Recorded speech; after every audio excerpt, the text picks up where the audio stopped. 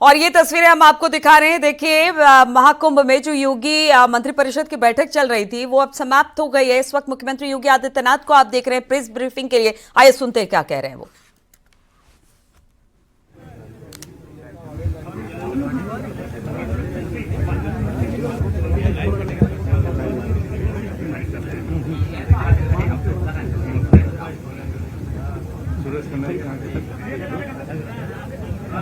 तो देखिए, पूरा मंत्री परिषद इस वक्त मौजूद है। मुख्यमंत्री योगी आदित्यनाथ प्रेस ब्रीफिंग के लिए पहुंच चुके हैं। आप दोनों डिप्टी सीएम को देख रहे हैं। पूरा मंत्रिमंडल, योगी कैबिनेट इस वक्त मौजूद है। जो भी अहम फैसले अंदर लिए गए होंगे जो मीटिंग में, उन सब के बारे में विस्तार से जानकारी, और देखना होगा कि और क्या कुछ मुख्यमंत्री कहते हैं।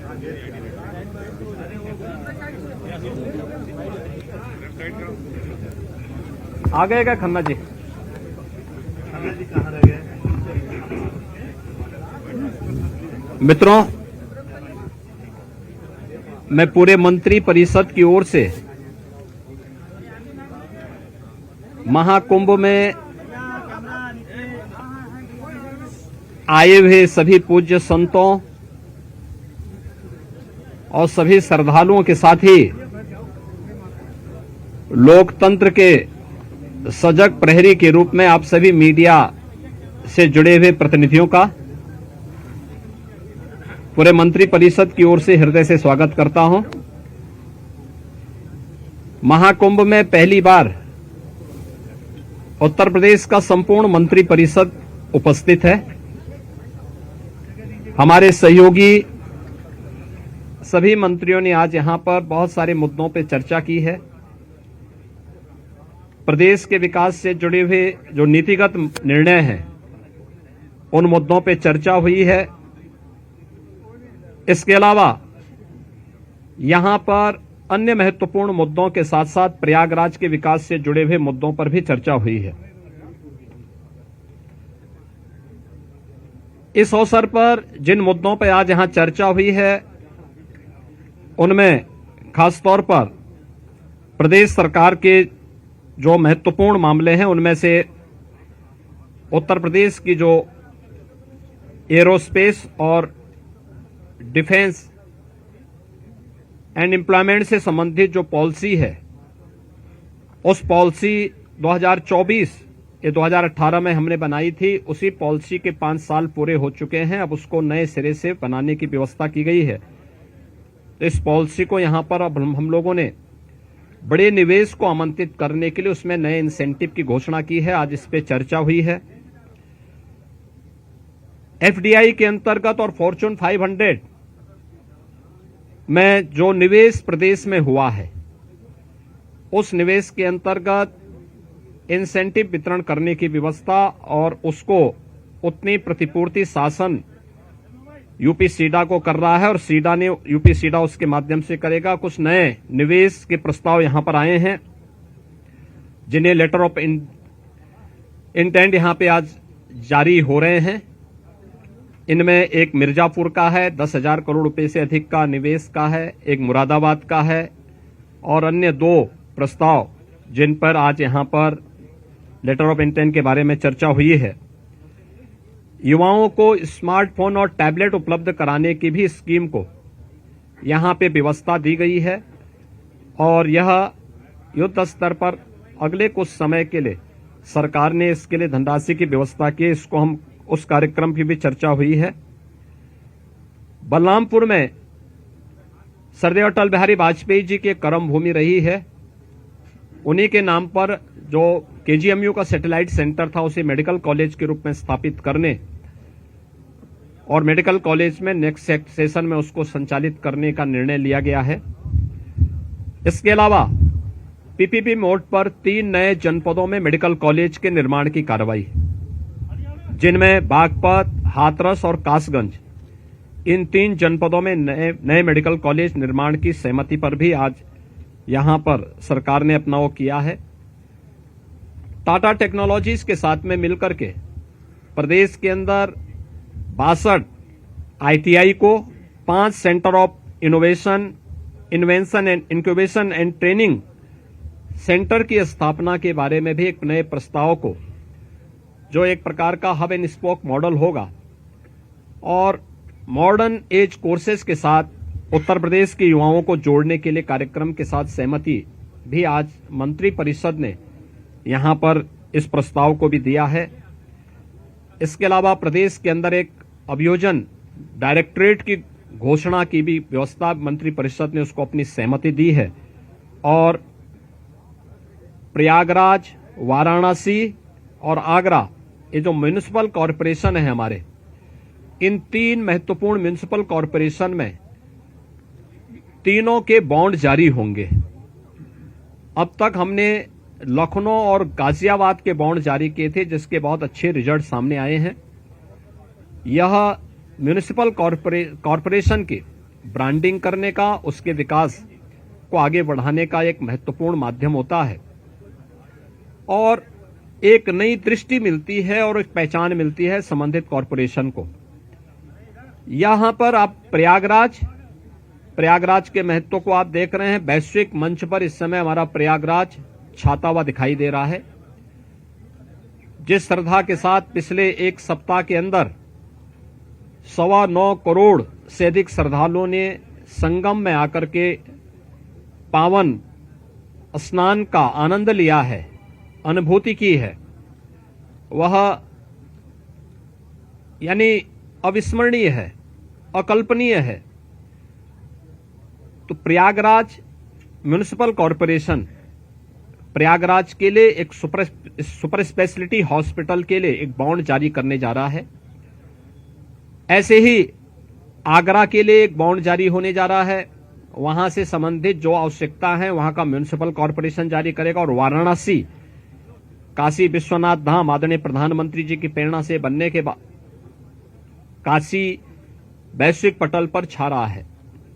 तो स्वाभाविक रूप से 3 म्युनिसिपल कॉरपोरेशन के बॉन्ड जारी करने की कार्रवाई को भी यहां पर आज घोषणा के साथ हम लोगों ने इसको जोड़ा है।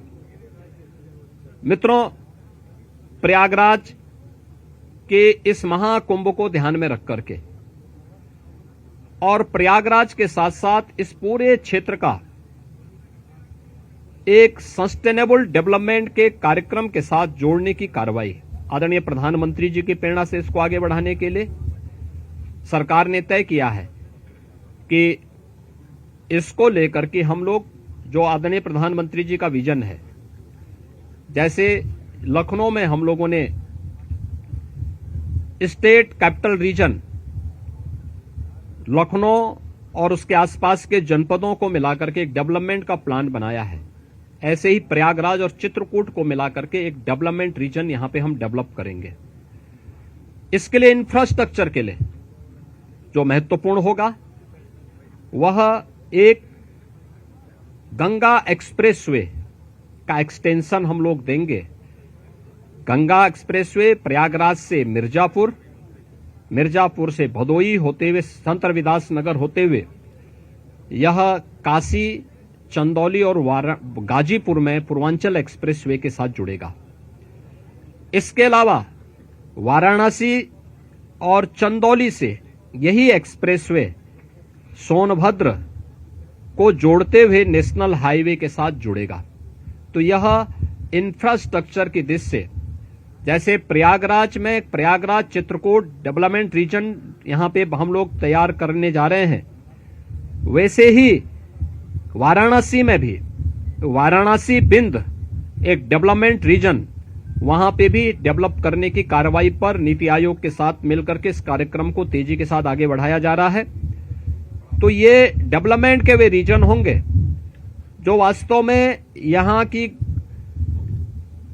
न केवल पर्यटन की दृष्टि से बल्कि आर्थिक उन्नयन में और यहां पे रोजगार सृजन में बड़ी भूमिका का निर्वहन करेंगे। उस प्रकार का इंफ्रास्ट्रक्चर की दृष्टि से एक्सप्रेसवे एक, तो ये एक्सटेंशन हम लोग इसको करने जा रहे हैं जो प्रयागराज, बिंद और काशी एक्सप्रेसवे के रूप में इसे हम लोग जानेंगे। दूसरा है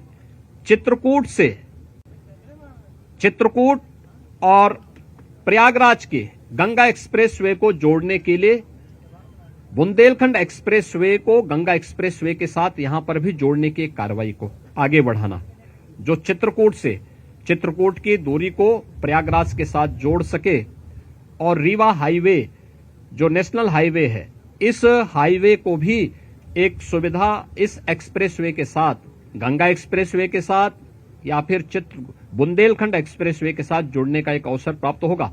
तो ये दो महत्वपूर्ण के साथ साथ प्रयागराज की अपनी आंतरिक चैलेंजेज हैं, ट्रैफिक के चैलेंजेज हैं, और इसमें हम लोगों ने अभी से यहां पर पहले आदरणीय प्रधानमंत्री जी की प्रेरणा से भारत सरकार के राष्ट्रीय राजमार्ग विभाग ने लखनऊ रायबरेली होते हुए प्रयागराज की दूरी को बहुत आसान किया है, जिसमें गंगा नदी पे एक 6 लेन का ब्रिज भी बन रहा है। इस समय हमने उसकी एक व्यवस्था स्टील ब्रिज दिया है इस पूरे महाकुंभ के दौरान, जो प्रॉपर रूप से कार्य कर रहा है, लेकिन वो नया ब्रिज भी समय रहते हुए कंप्लीट हो जाएगा। ऐसे ही अन्य कनेक्टिविटी के लिए यहां से मिर्जापुर, जौनपुर, वाराणसी, आजमगढ़, गोरखपुर की कनेक्टिविटी को बनाए रखने के लिए यहां पर जो मांग हो रही थी, प्रयागराज शहर की तरफ से सलौरी और हेतापट्टी के बीच में, झूसी के बीच में इस पूरे ब्रिज को बनाने की एक कार्रवाई को, 4 लेन के एक ब्रिज को सरकार इसको बनाएगी। दूसरा, रीवा की तरफ से और जो आपके अरेल की ओर से जो यहां पे प्रेशर है यमुना जी के ब्रिज पे, सिग्नेचर ब्रिज आज से 20 साल पहले बनकर के तैयार हुआ था। आज यहां पर उसकी दृष्टि से बहुत महत्वपूर्ण आवश्यकता यहां पर है कि उसके पैरेलल एक नया ब्रिज बने। तो सिग्नेचर ब्रिज के पैरेलल यमुना जी में भी एक नए ब्रिज को हम अपनी सहमति, कैबिनेट ने अपनी सहमति दी है कि हाँ, शास्त्री ब्रिज के पैरेलल तो हम उसके साथ कर ही रहे हैं और इसको भी हम उसके साथ जोड़ेंगे। तो ये महत्वपूर्ण घोषणाएं प्रयागराज के इंफ्रास्ट्रक्चर, यहां के सस्टेनेबल डेवलपमेंट की दृष्टि से, डेवलपमेंट और रोजगार की दृष्टि से, और आने वाले समय में यहां के नागरिकों के जीवन स्तर को और बेहतर बनाने की दिशा में जो आदरणीय प्रधानमंत्री जी की प्रेरणा है, उसको आगे बढ़ाने के लिए ये कुछ घोषणाएं आज यहां पर कैबिनेट ने जिस पे चर्चा की है, अपनी सैद्धांतिक सहमति दी है। और मुझे पूरा विश्वास है कि अगली बार जब कुंभ के साथ उत्तर प्रदेश जुड़ेगा तो इन सब इंफ्रास्ट्रक्चर का लाभ आने वाले श्रद्धालुओं को प्राप्त होगा। मैं आप सबका एक बार फिर से अपने मंत्री परिषद के सभी साथियों की ओर से हृदय से स्वागत करता हूं, अभिनंदन करता हूं। कहां गए भाई राजभर जी, और ये कहां गए अपने आशीष पटेल जी, निषाद राज, कहां हैं लोग? आप लोग पीछे क्या छुपे हुए? इधर आइए। कहां राजभर जी, कहां गए? अनिल कहां है? अनिल कहां है? 22 तारीख का कोई विशेष महत्व है क्या? मेरा नाम राजेश है, न्यूज़ इंडिया से, क्योंकि 24 में आपने प्राणप्रतिष्ठा अयोध्या का, आज 22। हाँ, तो इसीलिए तो यहाँ पे ये प्रभु की ही कृपा है। प्रभु आज ही के दिन 500 वर्षों के बाद अयोध्या में विराजमान हुए थे और आज पहली बार उत्तर प्रदेश का पूरा मंत्री परिषद आज यहां पर आया है। और मुझे लगता है कि अगले कुंभ की क्या स्थिति होती है, लेकिन उसका इंफ्रास्ट्रक्चर उत्तर प्रदेश का ये मंत्री परिषद आदरणीय प्रधानमंत्री जी की प्रेरणा से यहां पर प्रयागराज की धरती पर प्रस्तुत कर रहा है। और मुझे विश्वास है कि इसको, जैसे प्रयागराज की कायाकल्प पिछले 6 वर्ष के अंदर हुई है, ये इंफ्रास्ट्रक्चर प्रयागराज को एक वैश्विक पहचान दिलाने में सफल होगा। आप सबको मैं एक बार फिर से धन्यवाद देता हूं, बहुत बहुत अभिनंदन। मुख्यमंत्री योगी आदित्यनाथ ने कहा कि देखिए 22 तारीख यानी 22 जनवरी राम मंदिर प्राण प्रतिष्ठा का दिन, और उन्होंने कहा कि सौभाग्य की बात है कि आज पूरा कैबिनेट इस वक्त इस समय प्रयागराज कुंभ क्षेत्र में मौजूद है। ये हमारे लिए सौभाग्य की बात है। साथ ही साथ जो बैठक में फैसले लिए गए हैं उसकी भी पूरी जानकारी मुख्यमंत्री योगी आदित्यनाथ ने दी कि किस तरह से 3 नगर निगम के बॉन्ड जारी किए जाएंगे, प्रयागराज आगरा म्यूनिसिपल बॉन्ड जारी होंगे, इसके अलावा वाराणसी का म्यूनिसिपल बॉन्ड भी जारी होगा।